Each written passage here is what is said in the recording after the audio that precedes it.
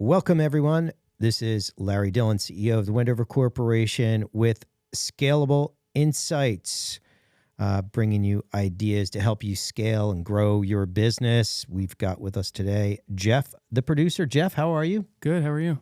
I am great. Really excited about today. It's something that I'm really passionate about, and that is technology to manage to help sales reps sell more. And that's the issue of CRM or the tool. And sometimes you get caught up because you have words can either trap you or expand you. But if you think CRM, I need a CRM to manage my salespeople, that might not be the right answer. Maybe you need a different technology. Maybe you need a different way of looking at things. And that's it. That's kind of exactly what we did. Back in when I got my start in, started my moving company in 1982. Actually, it started before then, but officially after college. And then the first thing I automated was sales. I couldn't understand why people were automating accounting to save pennies versus automating sales, making sales more efficient to generate dollars. So I've got a lot of experience doing that. And I also have observed what happened, how sales reps interact with technology, how they react to the technology. And so we're going to talk about that today. Sounds good. Which is something near and dear to my heart.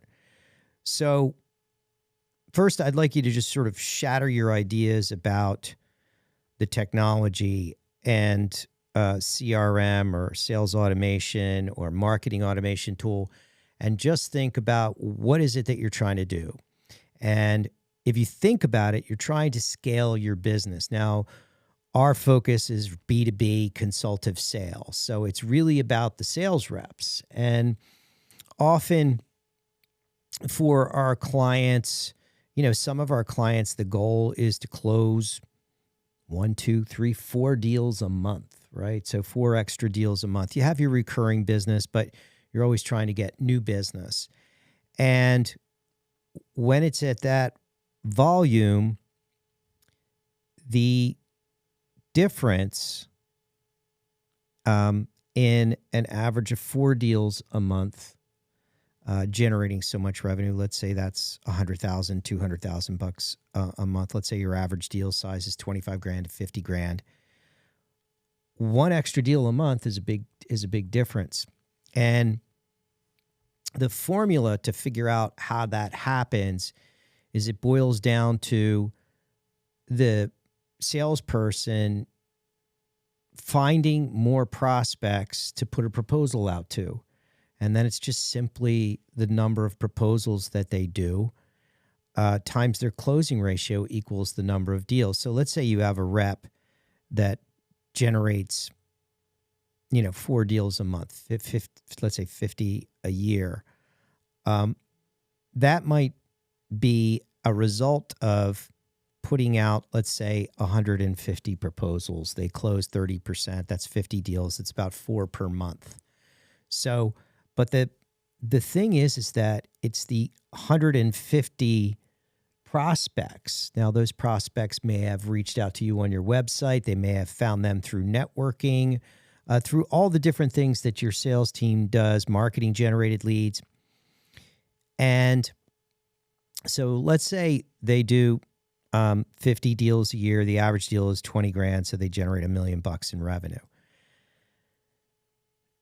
And that is a result of basically 150 proposals. They close 30%. That's 50 deals.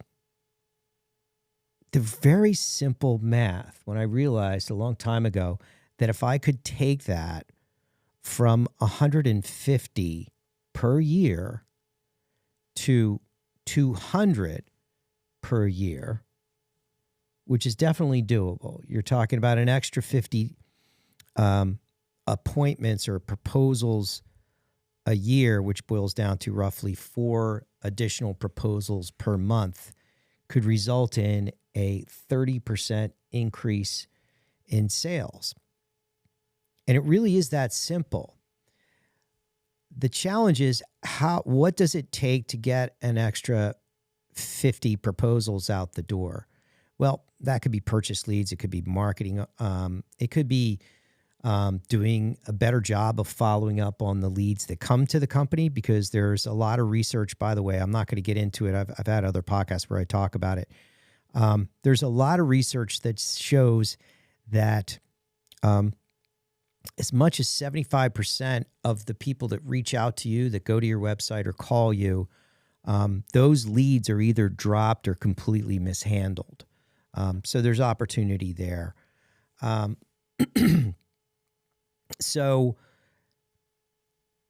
and I realized if we could do an extra 4 proposals a month, if our closing ratio is 30%, we're basically going to close an extra deal a month, which would be huge. So how do you do that? Well, it's like anything else. You have to measure that. And that's where I'm going to call it, some sort of technology to manage what the activity level of the sales reps. Now, the psychology behind all of this is that most CRMs, salespeople hate them. And the reason that they hate them is that they're painful. As a salesperson, for me to have to jump through all these hoops to be able to be forced to do some sort of crazy process. And if I'm a crappy, the sad part is that if I'm a crappy salesperson and I don't like meeting new people, I don't like doing the hard work to find new prospects and dig, prospect and cold call and network and do all those things, I may love to fill out crap on the software. But time and time again, when I talk to the rock star sales reps, the elite, the top 10, 5% of sales reps, they hate it. And any activity, any sort of technology that you put before them that is going to cause them to slow down and sell less, they will not do. They won't do it. And they shouldn't do it. You shouldn't. You got to ask yourself, if you're asking your sales reps and they're saying, this is going to slow us down. Now, you have to filter out between, there's some reps that no matter what you ask them to do, they're going to say, I don't have enough time to do that. But that's what we observe. So, we're in the business of selling leads. I've been doing it for 34 years, which is blowing my mind. Thousands of companies all over the world, a dozen different industries, but it's all the same. The rock stars will refuse to use the technology because they'll just take their business elsewhere. And the business owners that I talk to, they know, they'll say to me, Jimmy's using XYZ, or I can't get him to use this. And there's nothing that they can do, because if they're top producers, why would you want to screw with that? And just as a side note, that's why we developed InsightPRM, not because we wanted to, not because we didn't. From interviewing the clients, and trying to find out, is there something that we could recommend to our clients? The overwhelming response was they hated it, especially, and when you can't survey, the problem with sales is that 80% of sales reps suck. They're just terrible. I'm not telling anybody something they don't know. So if you do a consensus, you're going to get a consensus from people that suck. So what you really want to do is talk to the rock stars.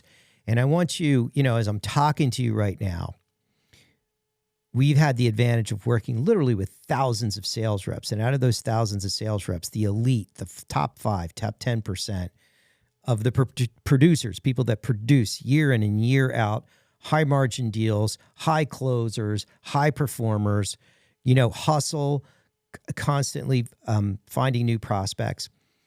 I'm going to ask you, as you're listening to this, what technology do you think the best people that were the best at hustling, at converting leads, and also I'll throw in the specialists, and the specialists are folks that are just lead generation, appointment setters, the top appointment setters and top hustlers. I want you to think of what technology, CRM or technology, what do you think they were consistently using? I'm gonna give you a second to think about it.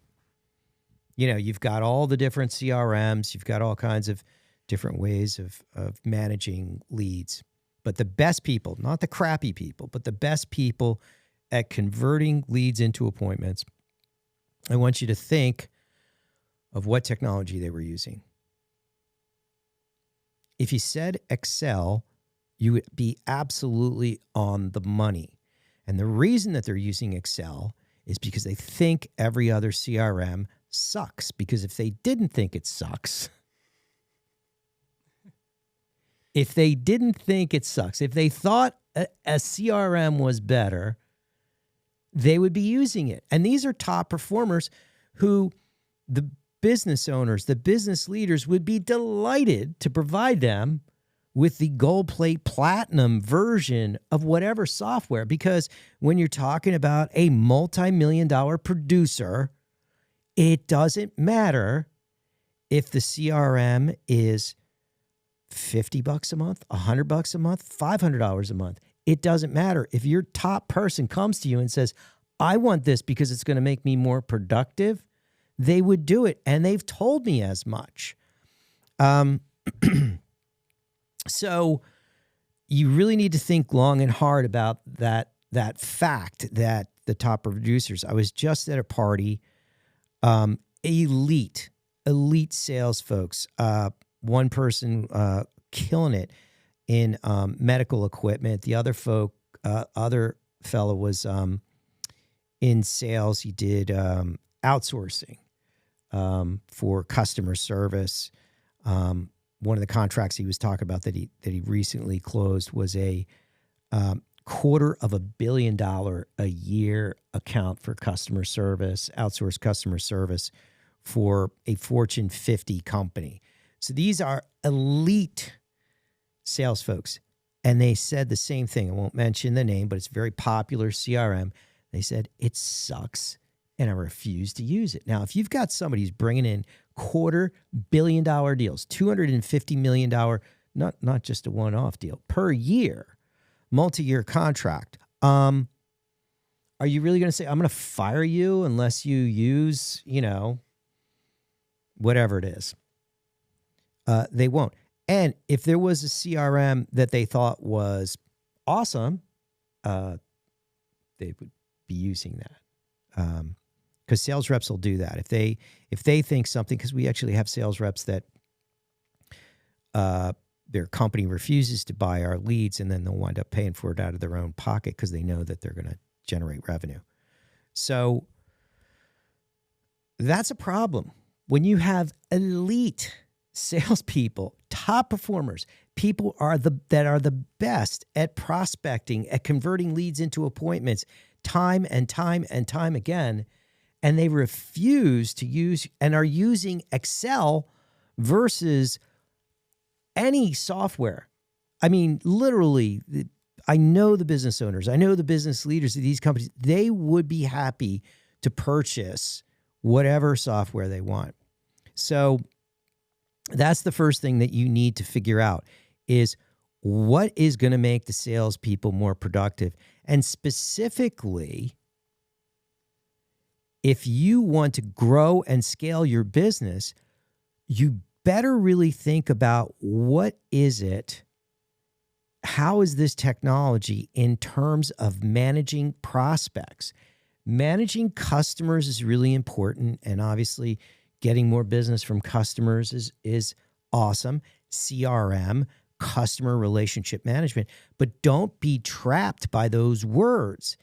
Is that tool awesome for managing prospects?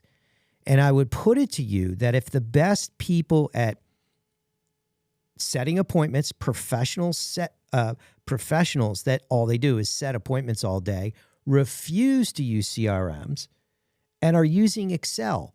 And when I said that to you, I know just from personal experience, about 80% of you knew that the answer to that question was Excel. I've talked to executives at very large, I'm going to say, Fortune 50 software companies that provide a CRM.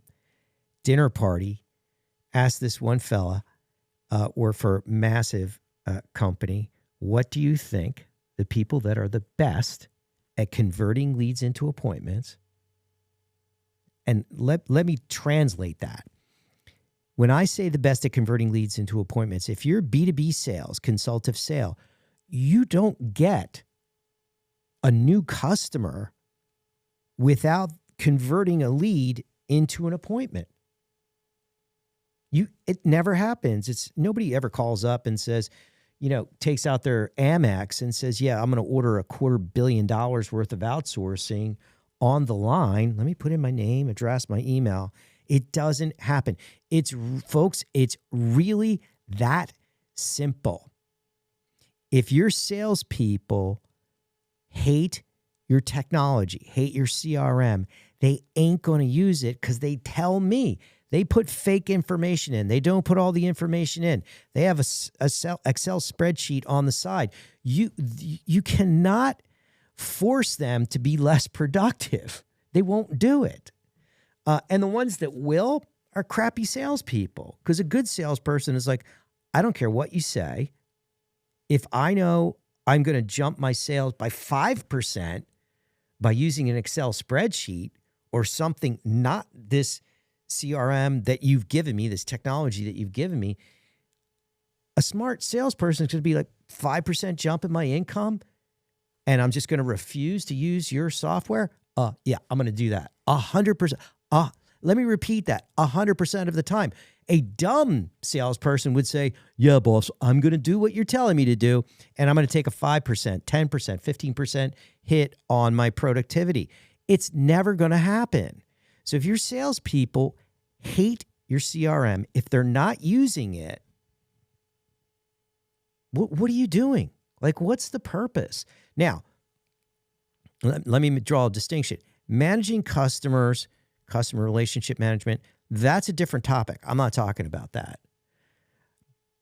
But if you're going to put your heels into the ground and say, well, I have a CRM, so and it's great for managing customers, but I don't want to get another technology. Really, if I told you it was going to increase your overall, if I'm going to take you from 50 million to 55 million by giving, telling your sales reps to use Excel, you're not going to do that for what reason? What purpose?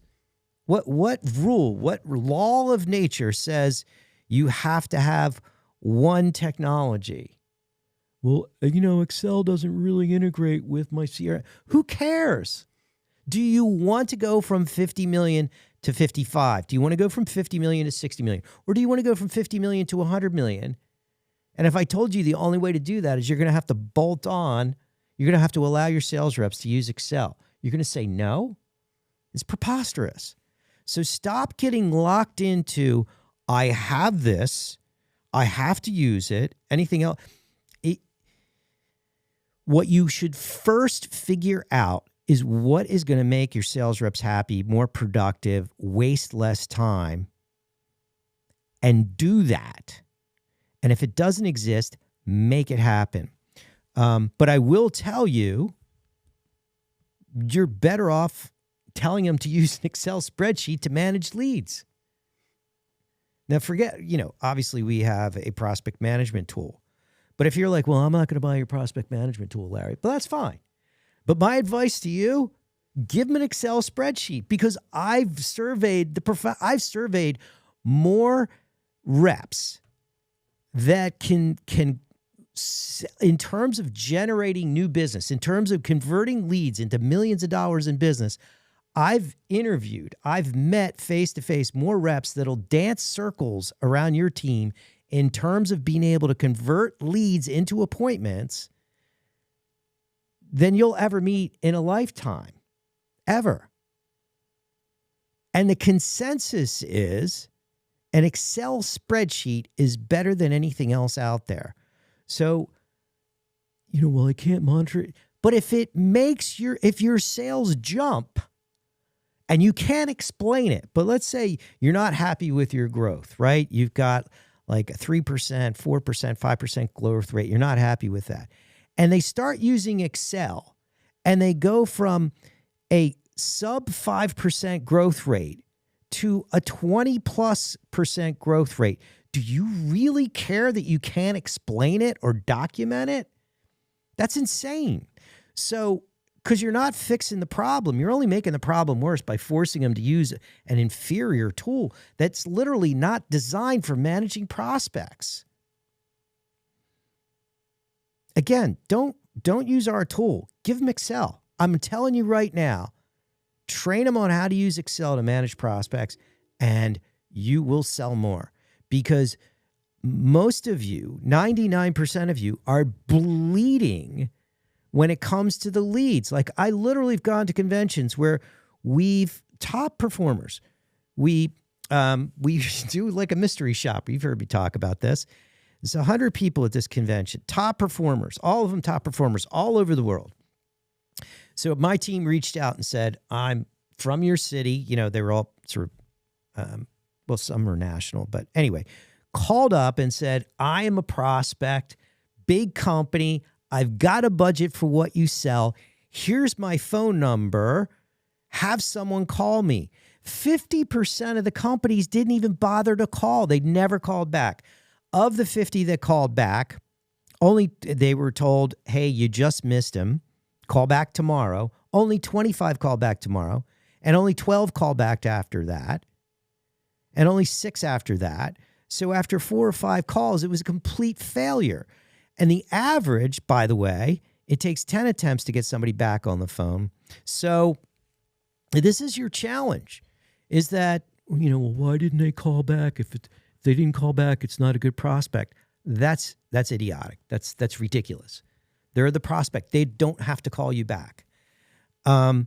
So you better have a tool in place that allows your reps to take that time that would be wasted on a painful, cold calling has been, and listen, you get a lead, someone reaches out to your website. We happen all the time. I mean, this month, I know one of my reps is going to say, you know what? I've been following up with this guy. I made 10, 15 calls into him in the last 3 months, and I finally got the guy on the phone, and I'm closing him. But if they made 14 calls, they probably wouldn't have gotten the deal. So it takes an average of 10 attempts to get somebody back on the phone. So try doing that in a CRM, and then you'll see why it's so much faster in an Excel spreadsheet if you have it set up right. So the funny thing is,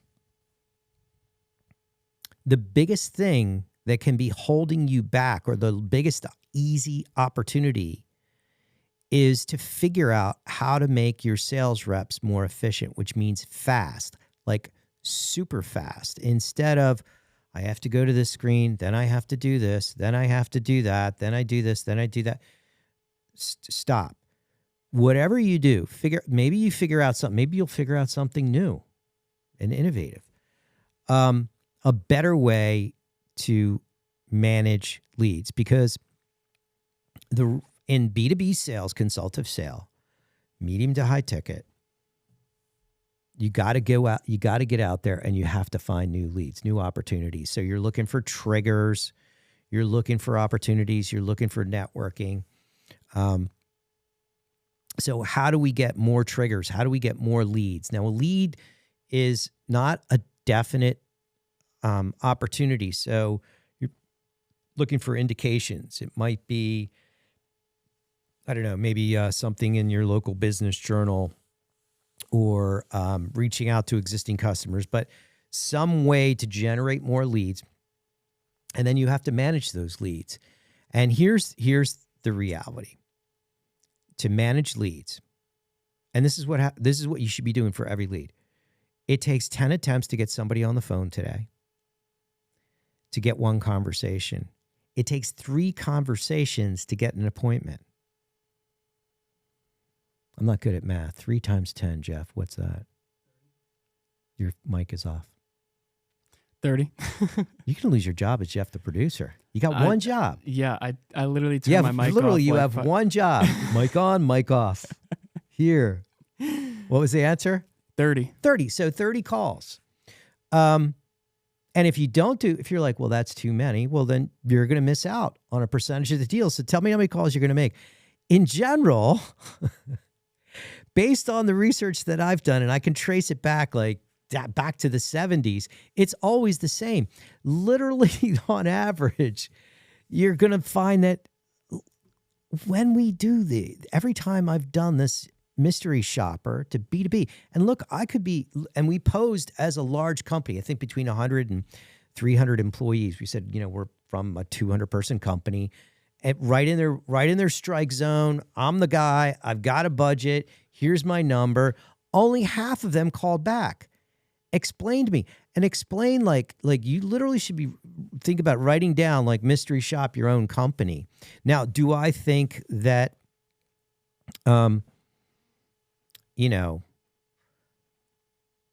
there's just a million reasons why that happens, but you got to stop that. You got to plug that hole. It's awful. I also know from buying, and my CFO, I actually met with the COO of a $200 million company who also makes big ticket purchases for her company, not, paper clips and notepads. We're talking about large purchases. And we just started talking about this because I was complaining because we were trying to buy something, and my admin was saying, no one's calling me back. And she launched into this tirade about yes, it blows my mind. I'm trying. I have the budget. I call, we're a substantial company, and getting people to call me back. Now, if I was, the interesting thing is that there's so much opportunity there, and the key is figuring out the technology that's going to do that. And I'm going to I think you're going to be hard pressed to find a CRM that's really good at that, really good at managing customers, but use Excel. Don't use InsightPRM. Use Excel. You could use InsightPRM, but I don't like to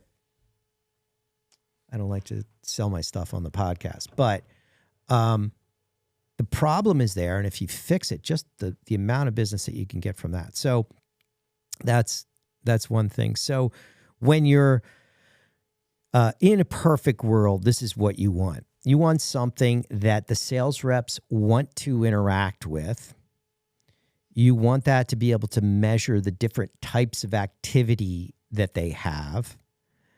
And you want something that is going to make the sales reps more efficient and not be a time waster.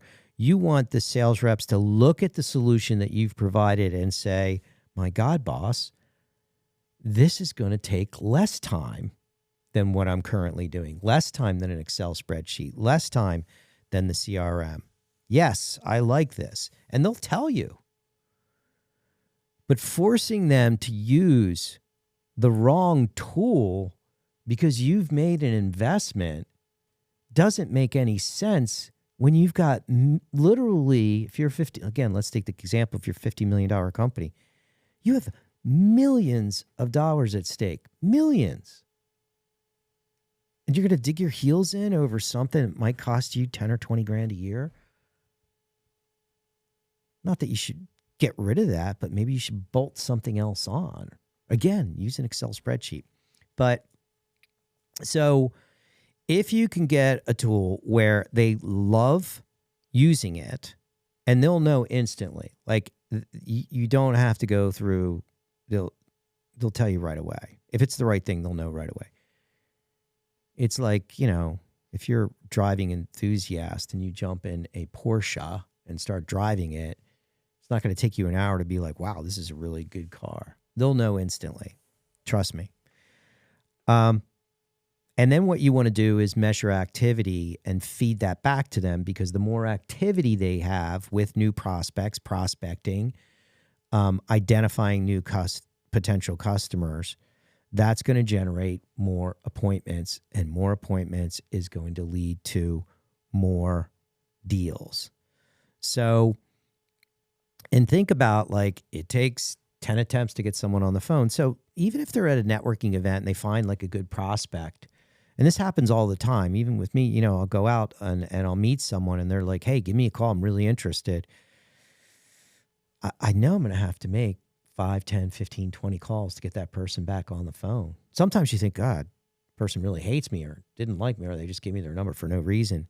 But you persist. And invariably what they'll say is like, hey, sorry I didn't get back to you. Don't take it the wrong way.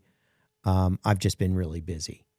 And that's someone that you know. So if you get a lead, you might be at a networking event, or maybe somebody gives you a lead and says, let's say you're in the IT services business and they say, hey, call this guy. I know he's not happy with the current vendor, or I know he's growing. He probably needs to switch up. If you think, if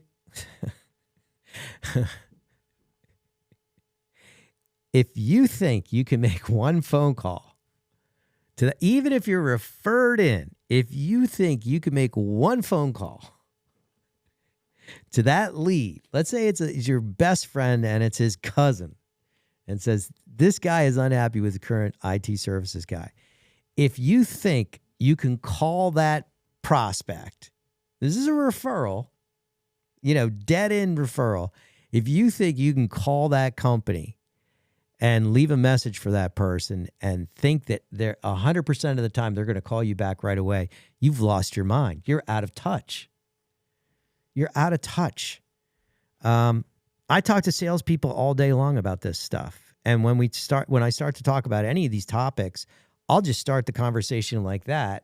And if I'm in a room and I'm talking about elite rock star salespeople, not the 80% that probably shouldn't be in sales, you can go around the room and they'll all have 5 or 10 stories, minimum. Oh yeah, that reminds me this one time. So, it's tough. It ain't easy to get prospects back on the phone.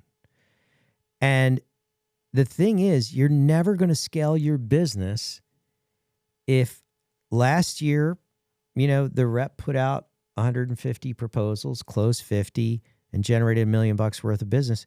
Same thing's going to keep happening. So the whole point of this is, what we want to do is, and as a company, in terms of the number of appointments, if you want to scale your business, you have to meet more people. You have to meet more people than you are. So if I'm putting out, as a company, if I'm putting out 150 proposals a year, or if I'm putting out 1,500 proposals a year, if you want to grow that business by 20%, you got to go from 1,500 to 1,800. Or if it's 150 to 180 proposals per year. It's literally that simple. Obviously, all things remaining the same. So activity is king. And when I say activity, meeting new people and engaging with new people. And the way that you do that is by reaching out to them, leaving a voicemail, sending an email, following up, sending another email. Content is really important, Jeff. We got to do probably another podcast just on content, the importance of content and selling. For sure. Yeah.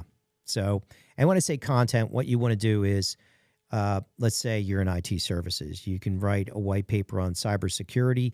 Even better, if you can find an article written by someone else on cybersecurity. We have a website called helpmovingoffice.com. I don't think we have anything on cybersecurity, but there's stuff in there about networking, phones, furniture. You can quote a third party is also a great thing, so that you have something to bring to the table when you reach out to these folks, instead of just calling up and being like, I'm the best, you got to use my service. But the idea is, we have to grow the universe of people that you're communicating with. And you have to establish a group of companies that you want to continuously communicate with, so that when it comes time for them to switch IT services or hire a mover or disposition furniture or buy office furniture, you're the first person to speak to. Now, that's not to say that if you're in an area where there's 100,000 businesses, you don't want to stay in touch with all 100,000. You want to start off with, okay, out of the 100,000 businesses in my market, who are the top 1,000 or 2,000 companies that I should be just communicating with indefinitely? You need to do that if you really want to scale your business. Now, if you're a national business, that might be 50,000, 100,000 businesses, depending on your market, and we can help you. If you have questions about how to figure that out, feel free to reach out to me. But activity is king, and you've got to get outside of your normal circle. If you find that you're having trouble scaling, you're staying within your little circle. You need to expand that. And you need to, this idea of waiting until the customer is going down their buyer journey to have any communication with them is a loser's mentality. Of course, you want to have the best content on your website, the best SEO, all of that. That's great. But that should be the secondary. Primary is I'm communicating with this person over 6 months, a year, 2 years, and developing a rapport with them, even if it's just by leaving voicemails and, sending emails with wonderful content, so that I'm presenting myself as a consultant. I'm constantly presenting them with new ideas about whatever it is. Like I said, if you're in IT services, it could be cybersecurity. If it's office furniture, it might be what are the design trends these years, or what is it that makes an office environment attractive to employees. So you have to, you should definitely have strong content that you can give to customers instead of just calling them up and asking for business. But so all of this takes activity. It takes time. You need to have a system that's going to record that. And the reason you do that is that if I know what my baseline is, and then all of a sudden I work with my sales team and I'm like, look, we're going to be doing a power hour. We're going to call. You need to find new prospects. You can start to measure how many new prospects are going into the system. So if the baseline is the average rep has 5 new prospects in the system, well, and maybe that's what's gotten you your 3%, 5% growth. But now all of a sudden you see 10 or 15 over the same period of time. Maybe it's monthly. What's going to happen is, and if they're engaging with those customers, if they're setting up voicemails, emails, appointments, conversations, 6 months, a year from now, 2 years from now, whatever your sales cycle is, that revenue is going to drop out at the end of the pipeline. The problem with B2B sales and consultative sales is sometimes it's a 2, 3, 4, 5, 6, 12-month, 18-month, 24-month process. So the sales today, if they start to dip, there's nothing you can do to make them jump up in next month. But 2 years prior, if I saw that they were going from 5 new prospects a month to 0, well, the next month I can correct that. And then 2 years later, more revenue is going to be coming out the other end.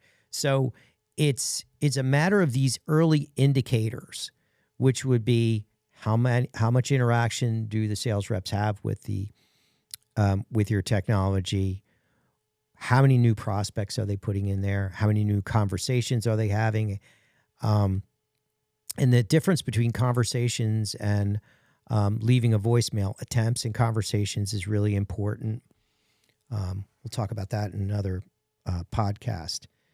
So, and if you can successfully measure the interactions with the CRM, it's all in there. And then what you can do is start driving behavior that's going to encourage them and also make it worth their while to interact with that and increase their activity. And then you'll be able to measure the activity. And if you measure the activity, then you can start to gear it up. And the beauty is that if I increase that activity by 30% across a lot of those metrics, 6 months from now, 3 months from now, 12 months from now, 18 months from now, whatever your sales cycle is, there's more revenue that's going to drop out the other end. It's really that simple. Some kind of technology that's going to measure activity and promote activity and help your salespeople increase their networking, increase their activity, is the fact that people are working remotely. And the problem with sales is, I mean, it's hard enough when we have sales reps in the pocket, in the office, where we're literally watching what they're doing because they're literally right here versus working from home. So you really need to think about a tool that's going to work for that remote worker. And again, the number one thing is, do they like it? Does it make their job easier? Because it's a painful process, cold calling. And even if it's not cold calling, like I was saying, Jeff, the case where a friend of yours recommends somebody, hey, Larry, you got to call this guy. It doesn't mean that even though I've been introduced, it doesn't mean they're going to call me right back. Mm-hmm. But a lot of salespeople think that that's the way it should be. So, and with the right tool, you'll be able to measure that like on a daily basis, literally on a daily basis, daily, weekly, monthly, whatever makes sense for you. And because it's the activity that drives the behavior. And this whole nonsense of like getting sales forecasts from sales reps is silly. They know what number you're looking for, so they're going to be like, oh, well, this project I estimate to be X times my closing ratio, this one to be this one. And, we talk to sales reps and they're like, yeah, I'm in a sales meeting and they're talking about projections. And my boss, I told him what I was going to do. I knew it was going to hit a big number that quarter. And I'm sitting at one end of the conference room table. He's at the other end, and all the sales reps are on either side. And he said, wow, that's a big number. He says, how do you know you're going to hit that number? He said, Larry, I had to look straight down the conference room table at him when I said this because I didn't want to get eye contact with the sales reps because I knew the sales reps were all lying. I said, because I'm not lying. Because he's not stupid. He's like, every quarter you bring us in, that guy lies a lot. That guy lies a little bit. That guy lies like crazy number every single quarter. Like, I'm not lying. These guys all lie. He literally said, I had to look straight at him. I didn't want to get eye contact with any of the sales reps. I'm going to hit those numbers because I'm not lying. And it's crazy. But the cool thing is that if you start to measure this activity in a meaningful way, and again, if you have questions about this, feel free to call me. I can tell you what those key metrics are. It's not just proposals. Proposals are like, most of the time, if a sales rep puts out 3 proposals, they're going to close 1 deal. And if their closing ratio is 30%, you're not able to, quadruple that. It's going to be 30%. You might be able to work with them really, really hard and get that from 30 to 35%. But activity, you could double, triple, quadruple because the sales reps, they can squeeze that in. But it's funny that we focus on, closing ratios for sales when it should be really activity. It's that simple. So I want you to rethink and separate. Just because there's a word, CRM, don't feel like you have to throw every sales thing in that bucket.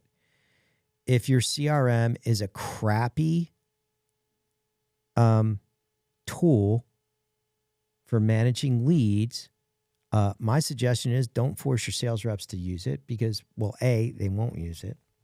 They'll lie to you because they're not going to, all right, I'll take a 10% hit on my income because I don't want to upset the apple cart. No, they're going to put it on an Excel and just put fake in. Literally, they tell us this stuff.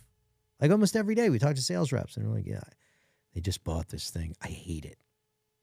You might like it from a management standpoint, but A, you're going to get fake information, and B, you're not helping your sales reps out. So, but it's really important. So don't be chained to 3 little letters, CRM. What you should be chained to is, how do I drive more activity? How do we interact with more customers? How do we find a group of customers that we're going to engage, right? Account-based marketing. This isn't anything new, but what are you doing for account-based marketing? What tools are you using? So this stuff is not rocket science, but I will tell you, if you do increase the lead activity, if you do increase the amount of calls that your reps make into leads, the amount of emails that they send to leads, the amount of leads that they generate, that they find, that you buy, you'll find you'll close more deals from leads that you generate, from trade shows that you go to, from marketing initiatives. I feel bad for marketing because there's so many of these marketing generated leads that are awesome leads, but that it's almost like sales reps are looking for any excuse to disqualify a lead. It's crazy. And it's just a pain, especially today. It's drudgery. So just make sure that your solution isn't making this tedious, difficult process even more tedious and difficult, because they won't do it. But if you figure out what tool you're going to use, and chances are it's not your CRM. And like I said, talk to your top sales reps about that. And just focus on activity today. And the thing is, why not set a goal? We're going to increase our activity. We're going to increase our lead conversion from 20% to 40%, or 20% to 30%. That's a 50% increase in new business from your leads. There's gold in them there are hills. So it's a tremendous opportunity. Most of your competitors have this problem. When I say most, I mean 99% have the same problem, but they won't do anything about it. They'll dig their heels in and we already have something in place. Yeah, something in place your sales reps won't use and hate, and slows them down and makes them inefficient, and doesn't and diminishes their ability to sell more. So what? I don't care. I honestly don't care. Unless your sales reps are jumping out of their seat and saying, boss, this is the greatest thing. But why is it that so many sales reps say an Excel spreadsheet? Rarely, especially elite, do people. But it was funny, Anyway, huge opportunity. And if all else fails, just get them to use an Excel spreadsheet. So that's my podcast for today. I hope you found that useful. Please click the like button, make some comments. Subscribe. Thank you. Also, if you have anybody that's interesting, a rock star, elite, business leader, salesperson, entrepreneur, please let us know. If you have somebody that you'd like to recommend to the podcast, we're always looking for highly talented people to bring on to the podcast. We're here for one reason only, is to give you ideas on how to grow and scale your business. This is Larry Dillon, CEO of the Wendover Corporation, and this is Scalable Insights.